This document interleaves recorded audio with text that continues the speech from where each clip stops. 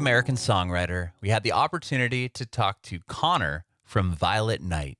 Adam was able to talk to Connor over Zoom audio.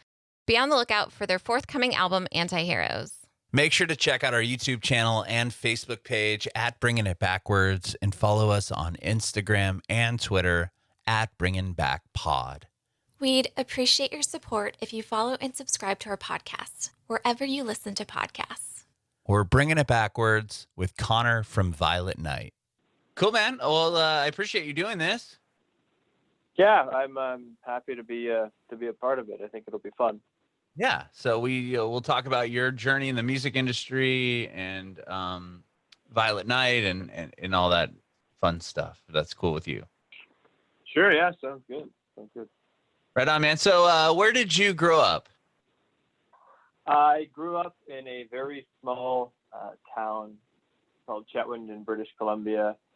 In Canada, so that's if you're in Vancouver in British Columbia, which is a major city that most people are familiar with, it's about 12, so it's like 12 hours north of there. And it's a town largely based on like resource, so like oil and gas, lumber, mining, like coal mining, stuff like that. As the community kind of flourishes through those sources of income, I guess is really Yeah.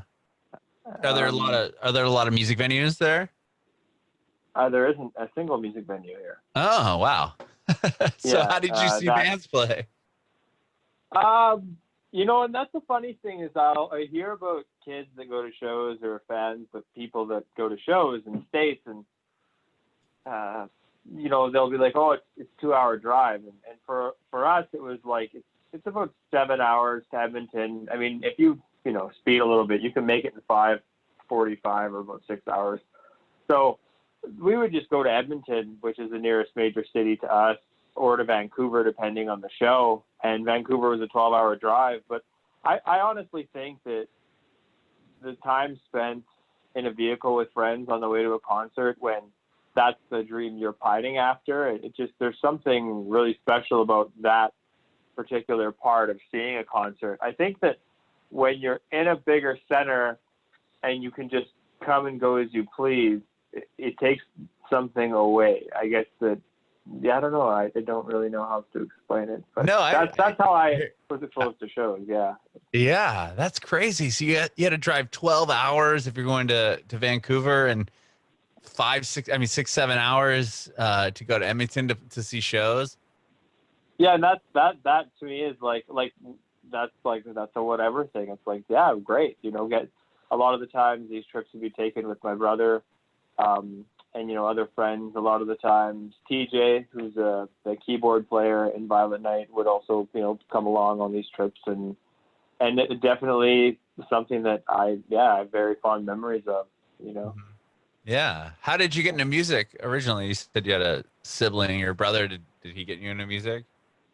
Yeah, well, he's a year older than me, and when I was growing up, I was a pretty husky lad, pretty not really like in good shape. I liked video games and eating. I wasn't like lean, I kind of grew to be 6 foot tall and developed a love for the gym and stuff, which kind of fixed that. But being a kid sitting at home, my parents, I think my dad really wanted me to do something. I remember because I was really into dirt biking and BMXing and stuff like that. And he said to me at one point, he said, if you can do 100 chin-ups, 100 push-ups, and 100 sit-ups, I'll buy you any dirt bike you want. And even I think I must have been 11 or 12, and I didn't realize at the time, like even now as an adult, that's a really hard task. In a single setting. I think he knew full well that most human beings can't rip out 100 chin-ups. It's not really. Yeah. Even 100 push-ups. That's still. Yeah, no, I would intense. Be opposed. Yeah. So that being said, I expressed an interest in learning the drums, and my brother also wanted to learn the drums. And by default, I got stuck in guitar lessons, and it kind of worked out because I'm much more outgoing than my brother, and he's a lot more, probably the most introverted person you'll ever meet. So it's kind of kind of a good thing because drummers don't generally front bands. I mean, I would have had to stop drumming and front and stuff. So it worked out well. And initially it was like, you know, AC/DC's Back in Black. That was definitely the song that was like, if I can play this, you know, I'm like, I just like, you know, like it just gets you going when you're a kid. It's like that, so much excitement. And we grew up playing a lot of classic stuff like that. And so my brother and I, my formative years like that, we jammed a lot and we covered a lot of material together, which are some of my fondest memories, you know, playing stuff like Led Zeppelin to Metallica to Pantera to Nirvana to Smashing Pumpkins to Blink-182. Like, we really covered the whole spectrum, even covering some Coldplay stuff. It really, wow. Yeah, everything. We just kind of did everything. We both have a pretty wide range of tastes and influences. So that's really cool to have, you know, a brother that plays drums and you're playing guitar and you could just kind of jam whenever you want. I know the drummer is always the one that's the hardest member to find, from what I'm told. Yeah, he actually doesn't drum in our band now, but right. But to have that as a kid, that'd be pretty cool. Oh, yeah. You know what I mean? Yeah. Well, yeah, just to get a musical sense and to get to a point where you're just really comfortable on the fly playing in a live setting. I definitely don't think I've ever taken that for granted, because I know that a lot of people struggle when they come into a band setting because they're just used to playing by themselves, and I never really had to deal with that. Yeah, that's pretty cool. Well, did you start bands in high school and stuff? Like you said, there's no real place to watch live music, well, but were there smaller venues, just not like bigger, like Coldplay wouldn't come there, or, you know? So, yeah, I mean, we would, I guess there was every year there was this festival called Grizz Fest, and it might come back next year. It was off last year, but they would have, it would just be once a year in a smaller town even than where I'm from. It's a town called Tumbler Ridge, which is about an hour away. And they'd have a battle of the bands. And so every year our you know, the big thing was like competing in the battle of the bands, and a lot of bands would come out for that. And they would have a lot of good headlining acts. Like, you know, we saw Carly Rae Jepsen came through there, stuff like that. Wow. That's cool. Yeah, so they would always get really, really good acts. For many years, they had really great headliners. And so it was cool because if you won the Battle of the Bands, you got to play on the main stage. And so we always kind of pined after that. That was like the goal. But outside of that, we would play, you know, at the high school gym. We would put on functions, or we would rent out, like, I don't even know. I think it used to be an old folks home, and I'm pretty sure we played a show in there, but we were just opening for a band that was passing through. But it was like, it was a very small hall. There's a Legion Hall where I'm from, which is like the Royal Canadian Legion, and we played a show there once, which was, the acoustics were definitely not something to be desired, to say the least. But we did our best, and we had some fun. Actually, what's crazy is that although we didn't really have a track record of playing shows up here, in my first, well, I guess I'll call it my first band, because my initial band just kept on mutating over the years. It was originally called Atrium, and there was another band in Chetwynd, where I'm from, called The Flip Side, and those two bands came together to form a band called City Light Vigil. And we actually went and played at the Whiskey A Go-Go in Hollywood through my uncle, who lives down in California, which that was a really cool experience for us as teenagers. Wow, yeah, sure. That's like a legendary. Yeah, that's you know, like some of my, like, in those days, my big hero was Tom DeLonge from Blink-182. So I think Angels and Airwaves had played there, like 2 months before us. So just knowing that Tom had been there 2 months before we had been there, I was just like, you know, in that euphoric, like, oh my gosh, like, this is so amazing. Yeah, that's cool that you're a big fan of Blink. We're from San Diego. We're in San Diego right now. And he grew up in the same, like, suburb of San Diego that I did. And Encinitas? Well, that's where he lives now, but he grew up in Poway. Poway, right. Yeah, he lives in Encinitas now. Yeah. Yeah. When we were on tour in 2018 for our first record, we actually went and stopped at the To The Stars flagship store, because I will always love and admire Tom. So yeah, I'm not sure if you're familiar with that store at all. Oh yeah, I am. I'm very, very familiar. That's so very cool. I've seen Blink live 5 times. I've met Mark 4 times, Travis twice, and Tom just in passing said hello. He seemed like a pretty quiet to himself guy, but yeah, he's super cool. He's one of the nicest people you would ever meet. So yeah. I'm sure if you run into him, he's a good guy. So yeah, I still somebody that like he's still on the list of people that I would definitely love to just have a conversation with. When we were on tour in San Diego, actually, we played in San Diego at the Kensington Club. Oh, yeah, I know that place. That's a cool little spot. Yeah, it had a cool vibe for sure. But before we played the day of the show, I went to, James Coffee Co., which is David Kennedy's shop from Angels and Airwaves. Yep. And I was just being the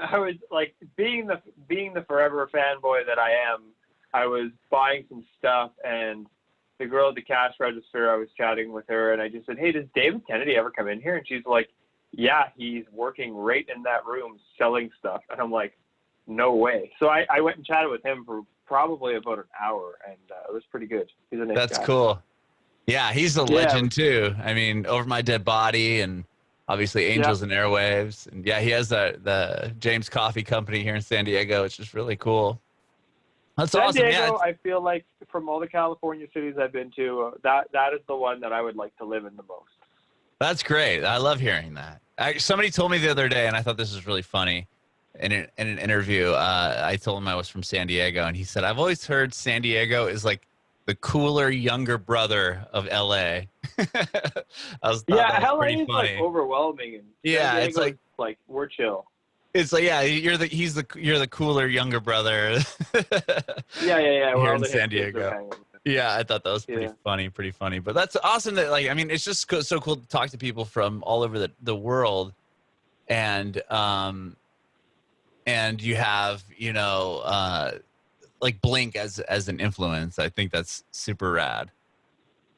Yeah, actually, crazy story. So the one time we met them, it was a couple weeks after California had come out, and they had posted on their Insta and Facebook that day that the album went to number 1 or something. So they had a California cake and cupcakes and their, on their socials. And then I saw that in the morning before the show. And then after the show, when we met Travis, he actually gave us cupcakes that I'd seen earlier that day in the post. And I was like, these are those same cupcakes. So they said like Blink-182 on the cupcakes, and they were from that. So it was just really kind of a cool thing for us to be like, chilling and chatting with him and eating these cupcakes as a super fanboy. I've never I've never been more intimidated by a famous person, though. There's something about Travis's aura and energy that's kind of just like, I don't know how to explain it. It's different for sure. That's funny. Yeah, I know. I had that same experience when I met Billy Joe from Green Day. I grew up. That was the band for me growing up. Green Day and Blink. But when I met Billy Joe, I just like froze up. I'm like, I didn't even know what to say. My buddy's like, "Do you want a picture?" I'm like, "Yeah." I just kind of shook my head. Yeah, just like can't even say it. Can't even speak. It's just dumbfounded. Yeah, you're just like, this guy has so much talent. Like, it's just unreal. Yeah. They're still up in Oakland, right? Yeah, they're out of Oakland. Yeah. So, I met him when they had a show in Oakland. I used to live in the Bay Area years ago, and that's where I ran into him at the show. I was like, whoa, it's pretty crazy, but. Anyway. Small world. Yeah. Well, cool. So I want to hear about Violet Night. You said that when did you start this band, and like, how did you meet the members? And you were talking about a small town. I want to hear how you guys kind of got off the ground. So I was playing in this punk alternative band for quite some time, and I always wanted to do music seriously and really push it and really make a lasting mark on the industry in whatever way we could. I think that the main focus was just to release the best possible music we could, and have it resonate with people and inspire others the way that music has inspired us. And everyone else in my band kind of was for that notion, but nobody wanted to invest and I think it takes a certain kind of tenacity to, when you know that you're going to have a bit of an uphill battle, to dive in head first. And unfortunately, in my previous band, I was the only one who wanted to dive in head first. And when things started to slow, I was writing, and I was like, well, talking to TJ, who'd been my best friend for like the previous decade. We've been best friends for a long time. And I was chatting with him, and I said, I'm going to go to the studio and record this solo EP because I feel like nobody in this band wants to do things seriously. So I'll just do like a solo, kind of like, like when Bon Iver did like forever ago with like Skinny Love and stuff, very acoustic, very laid back. So I was just going to go do that. And I was like, yeah, I've always loved really emotionally driven music, and I really love to pursue, like, I'm really big at that time, was big into Coldplay and Death Cab and all that. And I was like, yeah, I'll pursue that, and I'll push myself more acoustically, and I'll just do my own thing. And TJ at the time was not doing music at all.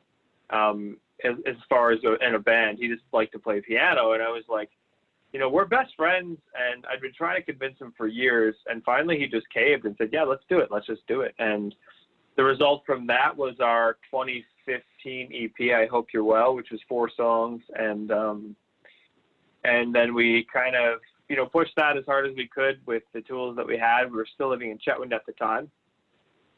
And then we spent the next because when we make a record, it's like we hire a pretty wide range of talented people to work with. So, we don't really, we try to spare no expense, like we worked at industry jobs that we didn't necessarily love, but we're grateful to have because they provided the income we needed, right, to get that next, to get ahead of that way. And, so we worked those jobs then for a couple of years, and we played the shows that we could, in the surrounding cities and stuff. And we went on a little tour here and there.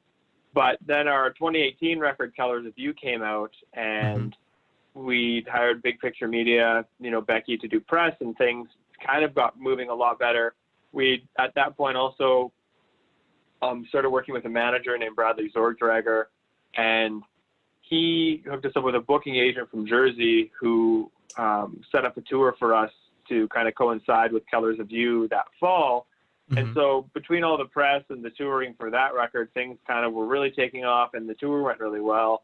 The record was being streamed, and to this day, so it's been out for, I think, 27 or 8 months, and it still streams on average 85 or more countries a month. So to me, it's like people obviously were caring, and yeah, isn't that crazy? People care and they're listening, and I'm like, to me, it's like, that's fantastic. That's like, that's big, such a big part of the thing for us. And then we were like, okay, well, this record's doing good. Let's, we'll tour it. We'll play as many shows as we can.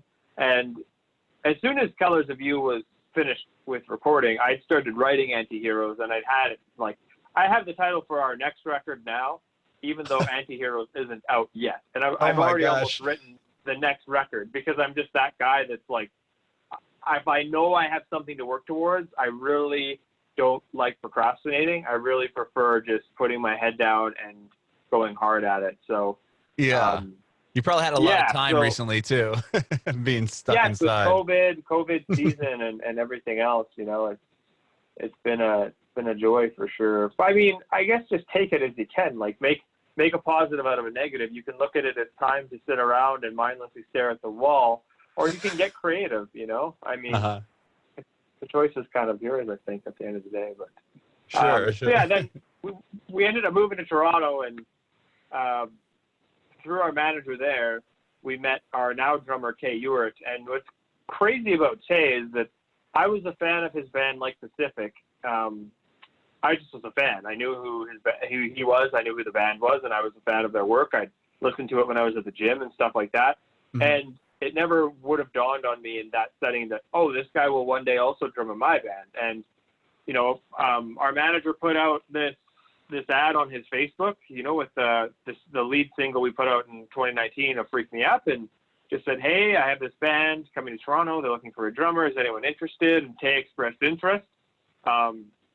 We met, and I was like, man, like, not only is he very talented, but he's also just very humble and very cool. And now he's one of my he's a good friend. And it's like, I love that. I love that transition into being his buddy and just like, cruising around with him, chatting in his vehicle, going to rehearsal, playing shows. And it's been cool. So, you know, that, and he really brings a lot to the table as far as he's, you know, obviously complete professional, very skilled player, and just really great collaboratively. Like in a room, he and I definitely have a good chemistry, and came up with some great songs, you know, like Hate Me, and if is on the record, and the track If You Were the Ocean I Would Like to Drown, as well as Wallflower. Like, those were so much fun to write with Tay. So I can't really express that enough. So yeah, so back on focus for a sec anyway. Then we moved to Toronto, everything is going well. And then COVID happens, and all of our sources of income kind of just evaporated. So I was like, well, what do we do? And I talked to my parents, and they're like, well, you know, maybe just stay there for a month and see what happens. And, you know, and I said, you know what, I think I should just come back to Chetwynd, because this is going to last 4 or 5 months. I can't really afford to just burn through my savings, you know, using the CRB to survive. And I don't really want to sit inside in Toronto. And the beautiful thing about where I'm from is it remains largely unaffected by COVID. I don't think there was a single case. So the gym was open. You could go hiking. You know, you could lead a pretty normal life. Oh, really? The town you're from originally? Yeah, where I actually currently am residing until this goes away. Oh, okay. Wow. Not one case. That's good. Wow. Good odds, you know. So it's easy to live a stress-free life. The gym was closed for a while, but when I got back, it opened like 2 weeks later. So I kind of lucked out with the fitness and health thing. Plus, it's kind of a giant hill. I think that it's like a kilometer in height maybe, but it's called Mount Baldy, and it's kind of in the center of town. And we hike that pretty much every day as well, which is great cardio, because it's, you know, it's a mountain essentially. So it's a good hike and good to get outside, and really fortunate that way. Definitely being in the east side of Canada, I miss the evergreen trees and just the mountains and everything that the West Coast, and well, Chetwynd isn't really the coast, but the west side and the coastal provinces have more of that to offer, I think. Mm-hmm. Mm-hmm. Yeah, it's beautiful. So, yeah. And then that kind of brings us to where I'm at now, which is talking to you to promote our new record, ANTIHEROES. Yes, the new record, ANTIHEROES. It's coming out in September. Is that what I read? 25th. Okay, September 25th, Yeah. 2 days after my birthday. Thank you very much. I'm just kidding. Oh, no way. So what is that? What is that? You're a Libra, or Yeah, we're on the cusp. On the cusp, dude. I'm on cusp too. I'm like February 21st, so I'm basically a Pisces Aquarius cusp. Yeah, that's what I am. Libra, Virgo cusp. Totally, yeah. Beautiful. Cool. So September 25th, the new record comes out. You guys have released just the one single, Evergreen? And Freak Me Up. But Freak Me Up was released in August, kind of just like to tide fans over, and also to make them question what we were doing, because it was so opposite of everything we've ever done. That was kind of the point. Okay. So the 2 songs are out. Yeah, the 2 songs are out. But I'm sure you have the whole record, don't you? Yeah, I have the whole record, but I was curious. Nice. So you have Freak Me Out and then Evergreen.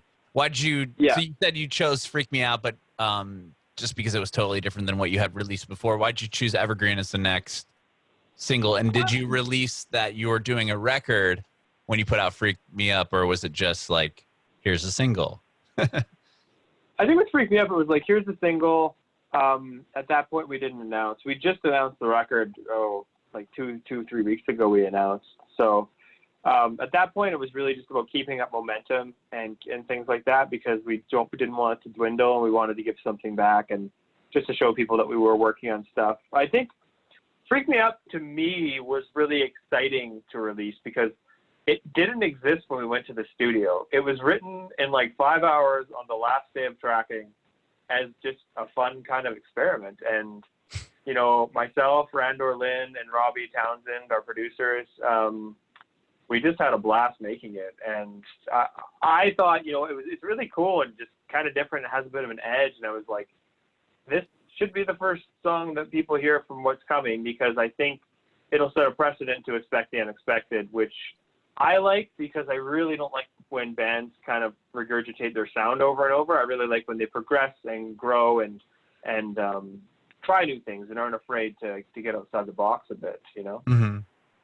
So that's kind of just what I wanted to reflect with Freak Me Up. And then Evergreen we picked as the first single because I honestly just, I feel like it's just a song, you know, for the first single. I think that a lot of people, it kind of has elements of our old and new. It's kind of a transitionary piece where it's got the best of both worlds, you know, and I feel like it'll really resonate with a lot of people. And I'm really happy with, like, you know, like as a songwriter, I'm definitely happy with it. It's something that I'm really proud of. My favorite song on the record personally is a song called, it's the opening track, Stay Golden. That song to me is like, very rarely do I ever go back on our own music and listen to it, if not ever, like I never do. But that song I listen to as like a fan of it because it does something emotionally for me, I guess. When you wrote the record or when you recorded the record, did you get that feeling from it, or was it after it was done and just listening through it, you felt that connection to that song? Well, originally the arrangement for that song, Stay Golden, was completely different than what you're hearing on the record. That happened in the studio. Like, that song is a conglomeration of two different songs. So the lyric was from a song, completely different song, and the melody and everything. And the piece that was arranged for it, the lyric that I'd had initially, like the melody and lyric I had for the music that we arranged, I was like, no, this, like, that, the music inspired me so hard, and I knew I had a lyric, and I knew the melody just hit me like a truck, and I was like, this is like instant, like it just happened, like something clicked in my brain, and right away I was really, really excited to sing over that, like to track the song, you know, and then as it kind of developed that song, I would say like the verses specifically, I think the verses and the meaning of the lyric and all of that, it just, you know, not to take away from the rest of the record, I really love the entire record, I'm really proud of it, but that song just feels it's really us, you know, it's really Violent Night. Okay. It kind of showcases all my influences. So. Yeah, that particular song showcases everything, the kickoff track to the record. Yeah, absolutely. Yeah, 100%. Very cool. So was it like weird or hard to release the first single? I mean, during the quarantine, I know the record's coming out in late September, but I'm sure tours aren't going to be happening by then. But like, is it going to be weird to put it out when people can't see you play live? I think that kind of levels the playing field for indie bands like us, to be honest with you. I think it makes it, I would love to go on tour, and we would love to go on tour. But I think we just try to look at the glass half full and say, you know, well, we can't do this, but what can we do? You know, we can plan a big tour for 2021, and, you know, that's a great thing. And, you know, we have to look at those positives. But I think we had planned on postponing this record until 2021, and we'd had it bagged and everything was done. And by 2021, you know, I imagine late 2021 studio sessions for the next record will start. If not, I'll probably go in and crank out a couple singles during 2021. Like it at that point, to me, it just feels disingenuous to release music that I guess feels old to me. Like, to me, it's always about the artistic integrity of the band and the project, and how we feel that reflects everybody at any given moment. And I think by prolonging that and releasing the music later, we're almost sacrificing who we are in that moment. And I think it's an unfair representation of us in 2021. I mean, we'll still be touring ANTIHEROES, and I'm sure we'll still be passionate about the records. But as far as creatively speaking, I can't say that we will, because we always are growing and trying to move forward as artists. Yeah, no, that makes total sense. I think it's interesting that you said that kind of levels the playing field for smaller bands or for indie bands. Why do you think that it levels it for you guys? Well, I just mean the world is your oyster, they say. I think that the you can do a lot of online marketing and you can do a lot of live streaming and all of that, but I think that as an independent band, a lot of the times, depending on the tour, like if you get on a good tour opening slot, you're gonna break even. Let's say, if you're headlining your own tour and it's your first run out, you're probably gonna lose a bit, right? And I think when it comes to like the tastemakers at Spotify and Apple and getting their attention and stuff, I think there's a lot of things you can still do and a lot of things that even the playing field. Also in a sense that most big releases are delayed till next year. A lot of bands aren't releasing new music. A lot of bands aren't releasing new content. And since quarantine, our Spotify numbers have tripled. And wow, I was surprised by somebody that I know who works in the industry told me that everyone's numbers were going down, so we should definitely brace for it and expect our numbers to fall. Then they tripled over the span of 5 months, and they steadily climbed, and now they have maintained at that plateau of triple. And to me, it's like, well, I'm glad you were wrong. I'm not going to complain. So that is amazing. Yeah, very fortunate. And so to me, when that started happening, I was like, okay, we have this attention on us now. Let's capitalize on these, let's share this new music with these people. And for us, like, making a record is a big endeavor. Like, I don't think a lot of people understand that we're an independent band who's, self-funding a record, using $40,000 to $50,000 of our own money. That is, for tracking and for touring, for everything. But it's still, it's a lot. And I think people don't realize, like, to us, money is just money. We've never really been the kind of people who are motivated by money. It's more about, if you just do something that's pure of heart, I think that people will catch on, and then money is just like the icing on top of the cake. The cake itself is doing something real. Yeah, I agree.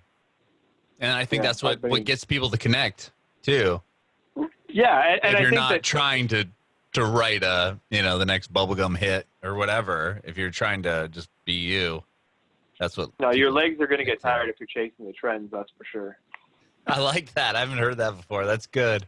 Your legs are going to get tired if you're chasing the trend. There's very few bands that can be ahead of the curve. I mean, right now, everybody and their dog is ripping off the 1975. So you really have to look at what is next in the scene. Because if I hear, like, okay, if you are in the band's scope that's doing that, you were definitely one of the bands that is not going to stand out to anybody because you're just following the trend. Like, the reason, like, Freak Me Up is the furthest possible thing from the trend right now, and that is by design. It's not like those things aren't considered. I mean, we don't want to be like every other band. We want to just do whatever we want. And if we had wanted to do a 1975 sounding record, which they're an amazing band, do not take away from that. They are sure. But they're already the band. They're already doing that, right? Yeah. Like, who wants to do that? That's kind of boring. I mean, you've got to do you, and you've got to be unapologetic about it. That's the artistry of artistry, I think, at the end of the day, Yeah, I totally agree with you. Yeah. Well, I've always been somebody who likes like multiple genres of music. I like everything. So like our music is like a melting pot. Like the record kind of jumps all over the place. It's a little bit spastic, but I think it works, Yeah, and I think people's tastes is more, diverse now. Like, whereas I felt like growing up, a lot of people were like, I only like rock, or I only like punk, or I only like hip hop. Whereas now, I think if you look at a lineup, it's so it's curated so as there's a bit of everything involved in like a big festival or whatever. And I feel like that's kind of how people are digesting music now. Yeah, absolutely. Yeah, absolutely. Like it's a people are just listening to good music rather than their genre, which I think genre defined a lot of people growing up who were like, oh, a metalhead, like, like middle finger up, like to anybody who listens to anything that's not metal, because that's not cool. Like, our former manager, Bradley Zordreger, huge metalhead, loves metal more than anybody I know. but he also loves emo and he also loves pop punk. Like he doesn't just listen to metal, you know, and that's refreshing. It's like you can dip your toes in any water you want. You don't have to subscribe exclusively to some. I think it's for people who find identity in genre, and I think that is kind of it's waning in popularity for sure. Yeah, it's an interesting trend to see that it's kind of phasing out, because growing up that was it. You know, like you said, the metalhead. I'm the metalhead, so I'm gonna middle finger to everybody else, and all I listen to is metal, or I'm the punk rock kid, or yeah. It's interesting I had that metal phase, but I still listen to City and Color and like sad emo music. So sure, yeah, yeah, it's just hours. That's funny. What are you guys going to be doing to promote the record? Just have you been doing live streams, or do you enjoy doing that? If I'm being honest, it's not my favorite thing in the world. I probably should say that I love doing it, but like I'm not like as far as being a frontman goes, it's cool, but it's like, you know, I'm not a guy that likes seeing myself on camera a lot, but I know that it's a necessary evil. Like I definitely am more of like I really aspire to be more of a guy like Matt Berninger from The National, or like David Bowie. Like those are like the archetype like guys that I'd like to be like eventually. So for me to like, you know, I guess yeah, like live streaming is cool. To me, it's just about. I guess it's not that I don't like live streaming. To me, it's about the project and executing things to sound just like our record, because that to me means a lot. Like, I don't like performing when things don't sound perfect, I guess. It could be a really impassioned performance, but I really want things to sound as close to the record as they can to give the fans that experience. I don't want them to, you know, to see me play the record on acoustic and be underwhelmed or something. I mean, I'm sure that wouldn't be the case. That's just me being an insecure human being. But, you know, everyone's got their thing, right? Right, yeah. Have you gone on there and done like acoustic songs, or because obviously you probably can't play together as a band, or maybe you can. You said there's no COVID cases where you live, so yeah. Well, our drummer is still in Toronto. There is two of us here in Shetland. I was working at a coal mine until it shut down as well, just because of the economy. But during this COVID time, it was a great paying job and a good coworkers and things like that. But that was what I was doing, was working at a coal mine. And I think it's kind of, people are always like, like, you know, like artsy type, didn't think you'd, you know, but I've always been taking it as a very positive thing that we grew up with the industry that we did, because very few people can make that kind of money just like, hey, here's a resume, you know. It's very we're very fortunate. We feel very blessed to be able to do that here. Yeah, yeah, definitely. Yeah. Cool, man. Well, thank you so much for talking with me today. I really appreciate it, Connor. I have one more question. I want to know if you have any advice for aspiring artists.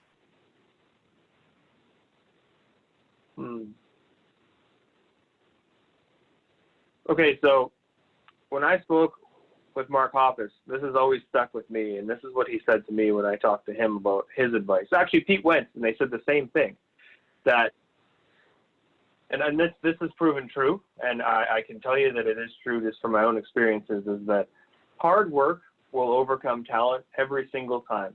If you're tenacious and you want it and you don't stop and you keep working at it, there is no reason that if somebody else is doing that thing, that you can't do it too. The only reason might be, like, if you're at a disadvantage, like, let's say, I don't know, you grew up in a town of 5,000 people in the middle of nowhere, like we did, then you have to take the best of that world and apply it to your situation and just make push forward and be tenacious about it. I mean, that is the ultimate, is just being tenacious enough, being too stupid to quit, really. I talked to Tim Hicks, who's a platinum selling country artist from Canada, and I spoke with him, and he said, you know, I was 33 with a baby when I got my first record deal. He said, if people that just keep going, your number comes up. I mean, the singer from The National, Matt Berninger, was 45 years old when they won their first Grammy, and the band started when he was 30. So I really think that it's just about, you know, you can do anything. It's really just about how bad do you want to do that thing, because if it keeps you up at night, then don't give up and don't listen to anybody who tries to discourage you, because they're just seeing in you their insecurity and their fear to chase their own dream. And when they see that in you, it's going to make them feel like you shouldn't be that brave and you shouldn't be so bold as to chase after what you want, because they can't find that in themselves. But you have to persevere, and you will win whatever you want.